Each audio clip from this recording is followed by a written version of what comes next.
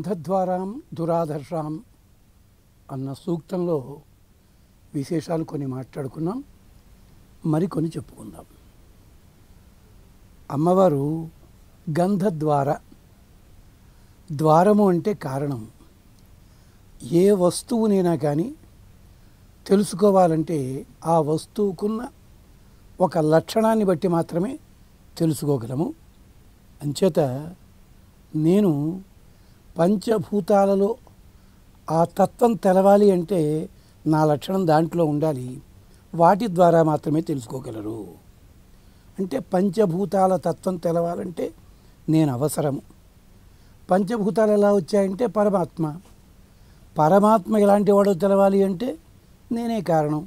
గంధద్వార అంటే గంధము మొదలైన వాటి ద్వారా అని చెప్పడం. అంటే గంధవతి పృథివీ, భూమండలానికి గంధము ప్రత్యేకత.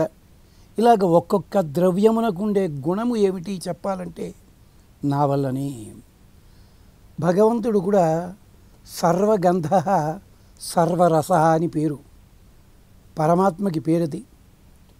అన్ని రకములైన గంధములు కలిసి ఒక చోట ఉన్నట్టయితే ఆ స్వరూపమే పరమాత్మ.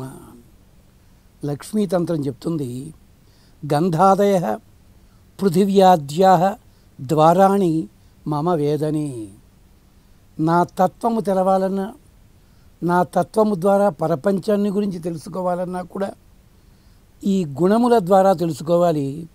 అంచేత సర్వేషాం పుణ్యగంధానాం ద్వారభూతాస్మి సనాతని. అన్నిటికీ కూడా మూల కారణం నేను. అంటే అర్థం కాలేదండి అన్నారు. నాలిక ఉంది కదా, మాట్లాడుతున్నాం. డాక్టర్ దగ్గరికి వెళ్ళి అయ్యా రుచి తెలియటం లేదండి. అదేమిటి, నాలిక ఉంది కదా, నాలిక తడిగానే ఉంది కదా, నాలిక ఆరోగ్యవంతంగానే ఉంది కదా, రుచి తెలియకపోవడం ఏమిటి అంటే నాలుకకున్న ఇతర లక్షణములన్నీ ఉన్నప్పటికి కూడా రుచి తెలిపే ఒక తత్వం ఉంటుంది జిహ్వ లోపల, అది పని చేయటం లేదు. కళ్ళు బాగానే ఉన్నాయి కానీ వస్తు దర్శనం కావటం లేదు. అంటే వస్తువులా కనిపించడం అన్నది జరగటం లేదు. అదలాగా కన్ను కనిపిస్తోంది కదా, కనుగుడ్డు కదులుతోంది, కనుపాప ఉంది, అన్నీ బాగానే ఉన్నాయి. కాదు, కంటి లోపల ఒక ఇంద్రియం ఉంటుంది, అది పని చేయటం లేదు. చెవులు ఉన్నాయి, శబ్దం వినాలి కదా, మిగిలిన వాటన్నిటికీ బెరడాలు ఉన్నాయి కనీసం, దీనికి ఏ బెరడా లేదు కదా. అంటే లోపల ఎక్కడో కర్ణభేరిని అది పలికించేలాంటి, దాన్ని ప్రవర్తింపజేసేలాంటి ఒక లక్షణం లేదని అర్థం అన్నమాట. ఇలాగా అంటే మన ఇంద్రియాలన్నీ ఉన్నప్పటికీ ఏమిటో స్పర్శ తెలియటం లేదండి అంటాడు. చర్మం బాగానే ఉంది కదా. అంటే ఇంద్రియాలన్నీ ఉన్నాయి, ఇంద్రియ వ్యాపారము చేసేలాంటి లక్షణములు మాత్రం మనకు కనిపించటం లేదు. అంటే ఇంద్రియ అధిష్టాన దైవము అమ్మవారు అన్నమాట. అందుకని గంధద్వారేతి మాం ప్రాహు విప్రాహ వేదపారగా. అందుకని గంధద్వార అని తెలుసుకుంటాము. ఆవు అన్నాం అనుకోండి, ఆవు కంటే కొమ్ములు ఉన్నది అని చెప్పాడు. మిగిలిన వాటి కూడా కొమ్ములు ఉంటాయి. పెద్ద చెవులు ఉన్నది, ఇతర జంతువు కూడా పెద్ద చెవులు ఉంటాయి. ఇవన్నీ వేస్తే ఎలాగా? అందుకని ఆవు అనగానే దానికి మూపురం ఉంటుంది, గంగడోలు ఉంటుంది, ఇలా 15 లక్షణాలు చెప్తారు.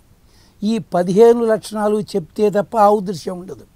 కానీ అమ్మవారి ఘనత ఏమిటి అంటే ఆ తత్వము ఏదుందో చూడగానే, ఆస్వాదించగానే ఫలానా అని తెలుస్తుంది గంధద్వార. అంచేత అమ్మవారికి గంధద్వార అని పేరు. దురాధర్ష, ఎవరి చేతను కూడా దర్శింప చెయ్యబడనిది. అంటే ఎవరి చేత కూడా ఎదిరించబడనిది. ఎవరు కూడా ఆమెని అవమానించలేరు, ఆమెను వశం చేసుకోలేరు. దురాధర్షాజాస్మి సర్వేషాం దైత్య దానవ రక్షసాం. దేవతల చేత కానీ, రాక్షసుల చేత కానీ, దైత్యుల చేత కానీ, ఎవళ్ళ చేత కూడా నేను వశము చేసుకోవడానికి వీల్లేని దాన్ని. క్షీరసాగర మథన వేళ అమ్మవారు వచ్చి రాగానే ఎందరెందరో దేవతలు, చాలా సౌందర్యరాతులు, అద్భుత పరాక్రమశాలురంతా ఉన్నారు. కానీ అమ్మవారు ఎవరిని వేరించింది? ఎక్కడో కొండ కింద ఉన్నాడు కూర్మావతారంలో స్వామిని వరించింది. ఎంత అద్భుతంగా వర్ణన చేస్తుందో పురాణం. అంచేత దురాధర్ష, ఎవరికీ కూడా సాధ్యము కాని దాన్ని నేను శుద్ధ సంవృత్క్రియాచ అహం. జ్ఞానం ఉంటుంది, పాండిత్యం ఉంటుంది. ఆ పాండిత్యం అన్నది కూడా శుష్క పాండిత్యం ఉపయోగించదు. అది శుద్ధమైన జ్ఞానము. ఆ జ్ఞానం పొందిన తర్వాత మిగిలిన ఏ ఇతరములు కూడా తెలుసుకోలేని స్థితి ఉంటుంది. అదిగో అలాంటి శుద్ధ సంవిత్క్రియ నేను గనక నేను ఎవరికి కూడా వశము కాను. శుద్ధ సంవిత్క్రియాచ అహం నార్హ కైరపి బాధితుం. ఎవరి చేత కూడా బాధించబడ్డానికి వీల్లేని దాన్ను నేను. అంచేత దురాదర్శ అంటే నేను సంకల్పించుకుంటే తప్ప ఎవరూ నా దగ్గరికి రాలేరు. నేను సంకల్పించుకుంటే తప్ప నేను ఎవరిని కూడా అనుగ్రహించను. ఎలాగా? దానికి ఉదాహరణ ఇంద్రాణి. శచీదేవి ఉంది. లక్ష్మీదేవి అంశే శచీదేవి. నహుషుడు తాను ఇంద్ర పదవి అధిష్ఠించాడు. కానీ ఎవళ్ళో చెప్పారు ఇంద్ర పదవి కావాలంటే పక్కన ఇంద్రాణి ఉండాలి అన్నాడు. నహుషుడికి శచీదేవి కనిపించిందా? కనిపించలేదు. దురాదర్శ. వినిపించింది మాత్రమే. నహుషుణ్ణి పతనం చెయ్యాలంటే, వాడికి దెబ్బ కొట్టాలంటే వాడి చేత తప్పు చేయించాలి. అంచేత వాడిలో ఉండే జ్ఞానాన్ని తొలగించింది. ఎలాగా? కనిపించి కాదు, వినిపించి.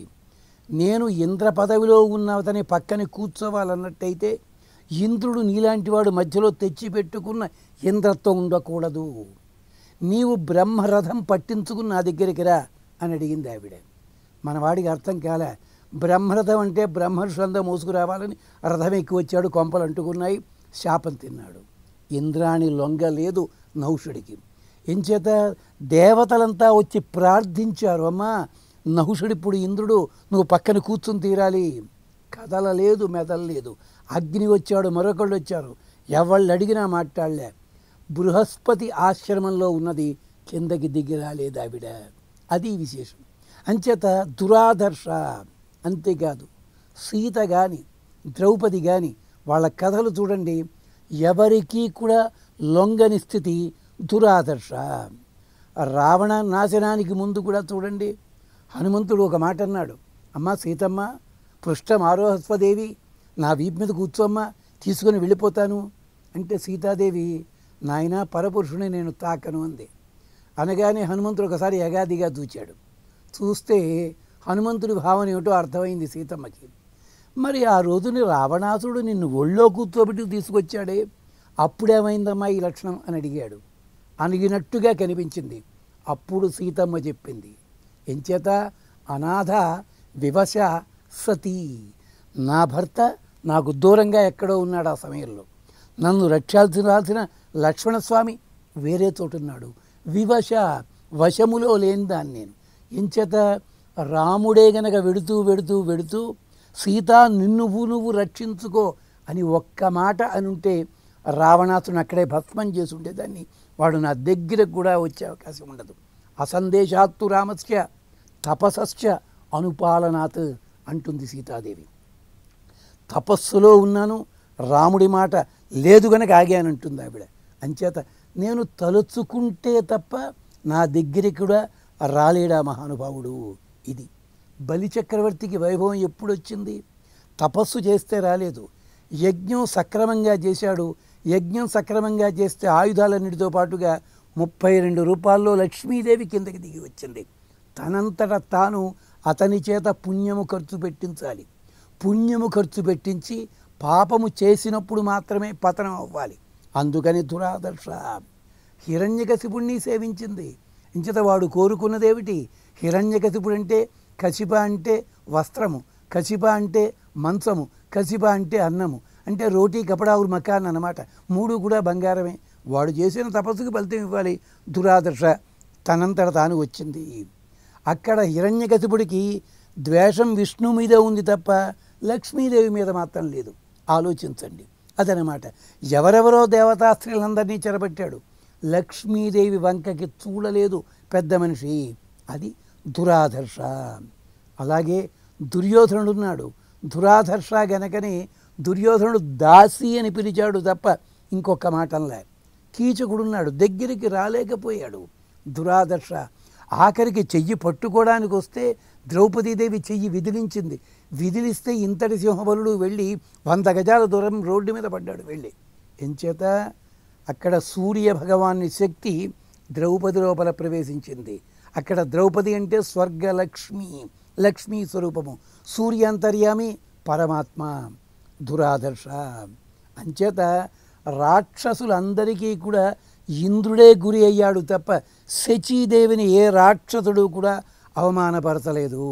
ఆఖరికి నరకాసురుడు కూడా శచీదేవి అత్తగారి మీద కోప్పడ్డాడు, ఆవిడ కుండలాలు పట్టుకుపోయాడు తప్ప శచీదేవి వంకకి చూడలేదు.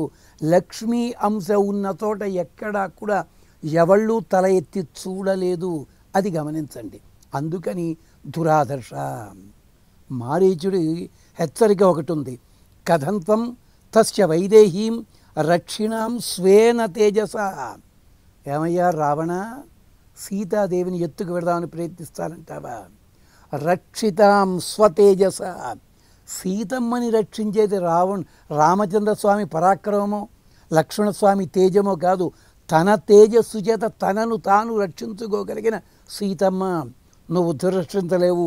నసా దర్శయితుం శక్య. గుర్తుపెట్టుకో, మైథిల్యా ఓజస్విన. ఆవిడ లోపల ఆవిడ గొప్పతనం ఏంటి? ఓజస్సు కలిగినటువంటి రామచంద్రస్వామి ప్రియురాలు. దీప్తస్యేవ హుతాశనస్య శిఖ సీత సుమధ్యమ.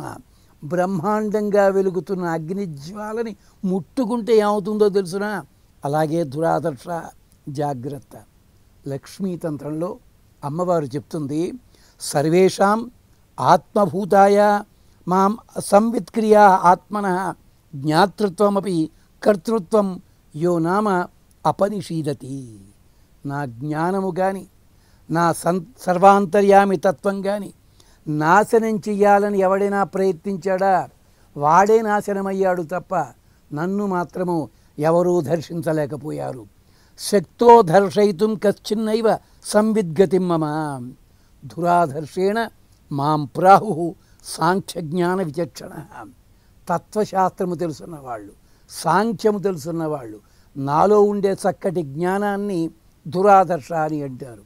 దీనికే సరదాగా ఒక భర్తృహరి చెప్పిన సూక్తం ఉంటుంది. ఏమిటో తెలుసా? బ్రహ్మదేవుడికి ఒకసారి హంస మీద కోపం వచ్చిందట. హంస మీద కోపం వచ్చి శపించాట. నువ్వు మానస సరోవరంలో అడుగు పెట్టడానికి వీల్లేదు అని గంటి అవతల పారేసాట. అవ్వచ్చును, కానీ హంసకి ఏ శాపమైనా పెట్టగలడు, స్వర్గంలోకి రానివ్వకపోవచ్చును, ఏదైనా చేయొచ్చును. కానీ హంసని పుట్టించగానే హంసకున్న ఒక లక్షణం ఉందే, క్షీర నీరములని వేరు చెయ్యగలిగే శక్తి ఉంటుందే. ఆ శక్తిని మాత్రం బ్రహ్మదేవుడు కూడా మార్చలేడు. హంస ఎక్కడ ఉన్నా క్షీరము నీరము వేరు చేయగలిగే శక్తి అలాగే ఉంటుంది. ఇది సంవిత్క్రియ, దురాదర్శ. ఎవరు అమ్మవారికి నియమించడం కష్టము, అమ్మవారి చేత ఒప్పించడం కష్టం. ఎలాగంటారా? వనవాసం చేసింది సీతమ్మ, ఎవ్వరూ చెప్పలేదు వనవాసం చెయ్యమని. రాముడు కూడా నువ్వు నాతోటి వచ్చి తీరాలని చెప్పలేదు. సీతాదేవి ఇష్టపూర్తిగానే వెళ్ళింది. దురాదర్శ. అదేమిటండి అంటే భర్త వెడుతోంది కనుక వెళ్ళింది కాదు. వశిష్ఠుడన్నాడు, పట్టాభిషేకం రాముడి కోసమని సంకల్పించాము, కంకణ ధారణ చేయించాము. ఇవాళ వనవాసం రాముడికే కావచ్చును. అంచేత రామచంద్రస్వామికి ప్రతినిధిగా 14 సంవత్సరాలు మహారాణిగా సీతమ్మను కూర్చోబెడతా, ఎవడొద్దంటాడో చూస్తానన్నాడు. అవకాశం ఎంత గొప్ప అవకాశం వచ్చిందండి. భర్త గారు జైలుకి వెడితే ఈయనేవుడికి పాపం హాయిగా కూర్చున్నట్టుగాను అలాంటి అవకాశం దొరికింది. కానీ సీతాదేవి తల దించుకుంది, నాకు రాజ్యం వద్దంది. ఆవిడ చక్కటి నిర్ణయం తీసుకుంది. దురాదర్శ వెళ్ళింది అక్కడ. బంగారు లేడి అసంభవం అని అమ్మవారికి తెలియదా? దురాదర్శ. ఆవిడ లంకలో అడుగు పెడితే తప్ప రావణాసుర వధ జరగదు. అందుకోసం వెళ్ళి తీరాలి ఆవిడ. అందుకని దురాదర్శ. అగ్ని ప్రవేశం చేసింది, భూప్రవేశం చేసింది. అగ్ని ప్రవేశం చేయమని ఎవళ్ళైనా అడిగారా? రాముడు ఎక్కడా అడగలేదు అగ్ని ప్రవేశం చేయమని. ఏమన్నాడు? ఏదో మాట చెప్పాడు. సీతాదేవికి తనకి తాను అగ్ని ప్రవేశం చేసింది తప్ప తను మాత్రం ఎవరి చేత కూడా చెప్పబడలేదు. అలాగే భూదేవి లోపల ప్రవేశించింది, కుశలవులను అప్పచెప్పింది. మళ్ళీ అగ్ని ప్రవేశం చేసి ప్రజలందరికీ సాక్షిగా వాళ్ళకి అగ్ని సాక్షిగా నీ పవిత్ర నిరూపించుకున్నాడు రామచంద్రస్వామి. ప్రజలందరినీ పిలవయ్యా, మళ్ళీ అగ్ని సాక్షి దేనికి, వాళ్ళు చూస్తుండగానే భూప్రవేశం చేస్తాను అంది ఆవిడ. అందుకని భూమి చీల్చుకుంది, భూమి కిందకి వెళ్ళింది.